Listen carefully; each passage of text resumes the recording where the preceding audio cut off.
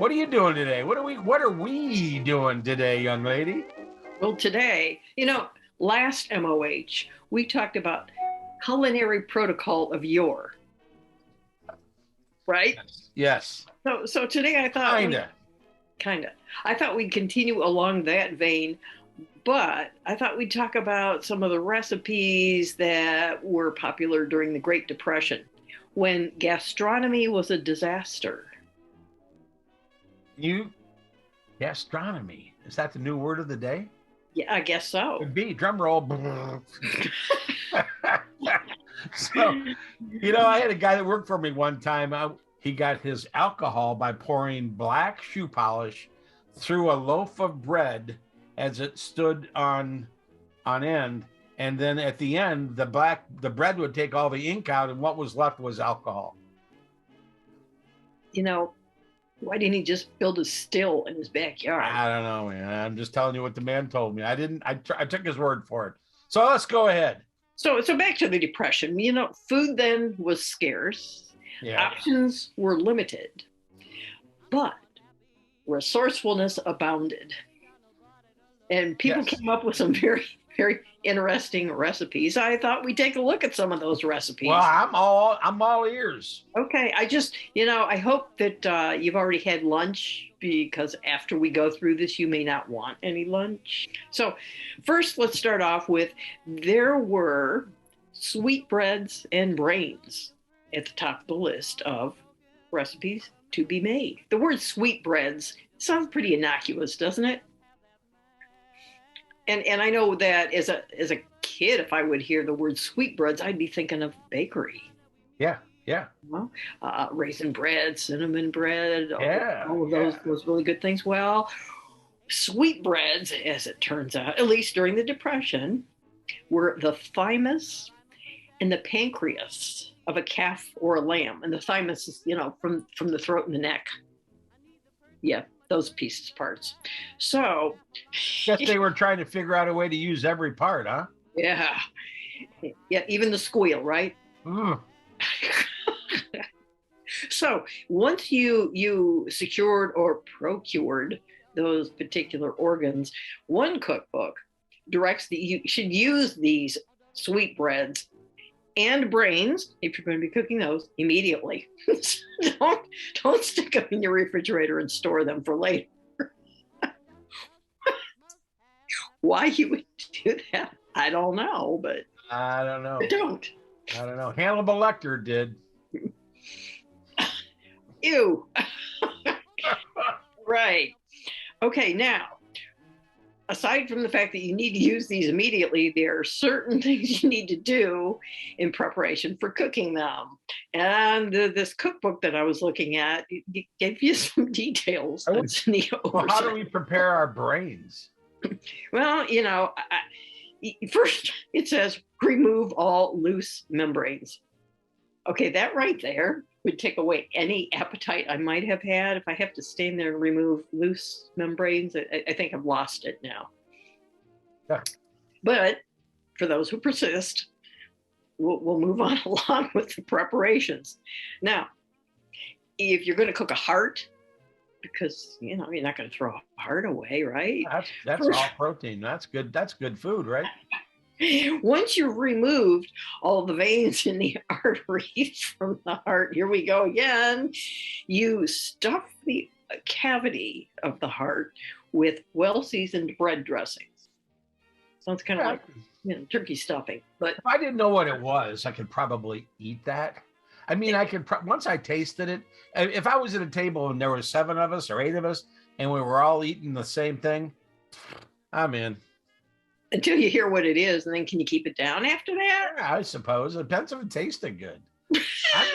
I'm not really a picky eater at all. Well, I could go in a million different directions with that. But anyway, go ahead. Okay, so now if you're cooking kidneys, because of course you're not going to throw kidneys away. Perfectly good kidneys. Be sure to remove the membrane first. And then all of the fat and the heavy veins before you cook the kidneys. Well, where do these people, are they out like murdering cows and calves and sheep? Or, I mean, if you think about it, where did they get these parts? Well, just what you said, but I don't think they used the word murder when they were slaughtering animals. But yeah, you're not far from the truth. But I mean, if there's no food, you would think that if there's a cow walking down the street, there's a whole lot of people wanting to take that cow home.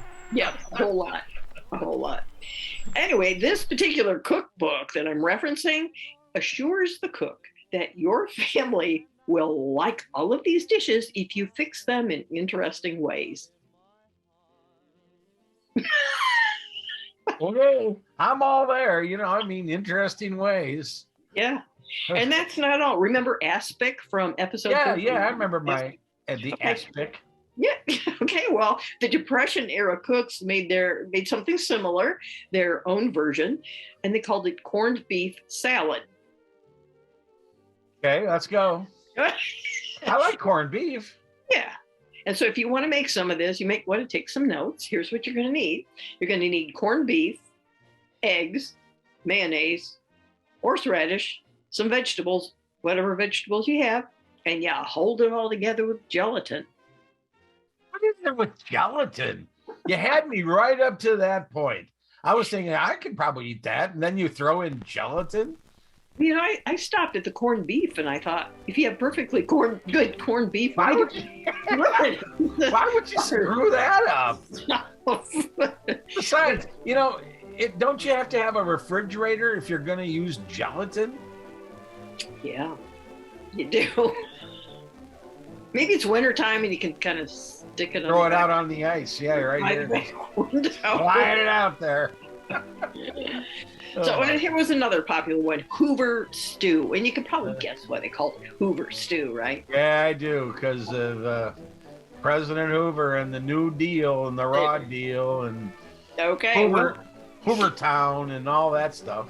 That's right, absolutely. This dish was named in honor of the president. And here's what it contained. Ready? Yep. Cut up hot dogs, canned vegetables, and pasta or macaroni cooked together in a single pot. Now, I don't know about you, but that sounds a lot like something that I used to eat as a kid. We used to eat that all the time. I remember we made it. Yeah, that was just average everyday food. Right? Cut up hot dogs in macaroni. Wasn't that dinner fairly often? Yeah, we cut it up and you had it. Yeah, of course. Now the canned vegetables I remember eating were horrible. So why ruin perfectly good hot dogs and macaroni with canned vegetables? Maybe we used to have hot dogs and macaroni. I remember eating it. Yeah, I remember eating that stuff. Well, I guess if you throw in the canned vegetables, first of all, it supposedly hits all of the main food groups. And secondly, people are less inclined to eat it all up in one meal because it's got canned vegetables in it. So maybe and if you knew what went into into hot dogs, if you knew what they were made up of, you wouldn't eat those anyway. No. So it's kind of like, honey, let's have a hot dog, and then the scraping it all. Never mind. You know where I'm going with that. Yeah. So then another. This would be more of a luncheon fare, if you will. Would be ketchup sandwiches, or mayonnaise sandwiches, or onion sandwiches. If you're hungry and you've got nothing to eat, then whatever you can jam in that loaf of bread or in that bread. If you have bread, it's better than just eating the ketchup packet. I doubt they had packets. No, I don't think so. No, I think you're right. So there was another very popular fare. Maybe you've heard of this. Mulligan Stew. Oh, yeah. It was also called Hobo Stew. It was also called Community Stew. And basically it was made out of whatever you had that you could throw into this pot. If you had any kind of meat at all, any kind of vegetables at all, any pasta if you wanted to, they served it. This was popular in hobo camps. Yeah, Hoover Town. That's probably not politically correct, but I'm referencing a historical term, and that's what they call them. All over hobo camps. I got no problem with that. Okay. Well, in hobo camps, if you wanted to add some meat to your Mulligan stew, you could throw in a squirrel or a possum. Hey, if you're hungry. Nobody should be that hungry. It's really interesting because we're having some fun here, but when I was looking through some of the prohibition and during the 29 crash, there were people with nothing. I mean, they lost everything. They were jumping out of windows, and so not having food. I mean, what would you do if you had 2 children or 3 children and nothing to eat? I mean, it opens up a whole lot of possibilities. Well, apparently some people got incredibly desperate because 2 of the ingredients that I have read in different sources that were added to Mulligan Stew, you ready for this? Sawdust, lint, because it would thicken the stew and make it go farther. I bet it went a lot farther if you knew you eat sawdust and lint. But no, if I could get the lint and sawdust franchise here in good old Avon Lake. Yeah. What's this for? Just put it in your stew. You'll never know. Don't ask. So now, just because they were scrimping doesn't necessarily mean that they had to go without dessert. Okay, that's good. Okay, so now we're going to talk about a recipe for mock apple pie. Okay. You might wonder why mock apple pie. Well, because they didn't have any apples. They didn't have any apples. So what they did have, though, were Ritz crackers. And if you take a Ritz cracker, it kind of looks like a nicely sliced apple. Okay. So you make a pie crust because you need basically flour and lard and some water, make a pie crust, and you put some Ritz crackers in there as if they were apple slices. And then you pour some fat over that and some sugar syrup and cinnamon and whatever other spices you might have, and you bake it. Then it's a mock apple pie. I may have to try that. Yeah. Will you let me know how that is? Because I'm not going to try that. And then, lastly, there were, for some of those more maybe sophisticated dessert recipes, sugar cookies. Who doesn't love sugar cookies? And some people were so protective of their cookie recipes that they thought they were going to take it with them to their grave. And one woman did just that, but once she was in the grave, she's sharing her sugar cookie recipe with everybody. Well, how'd you do that? It's inscribed in her tombstone.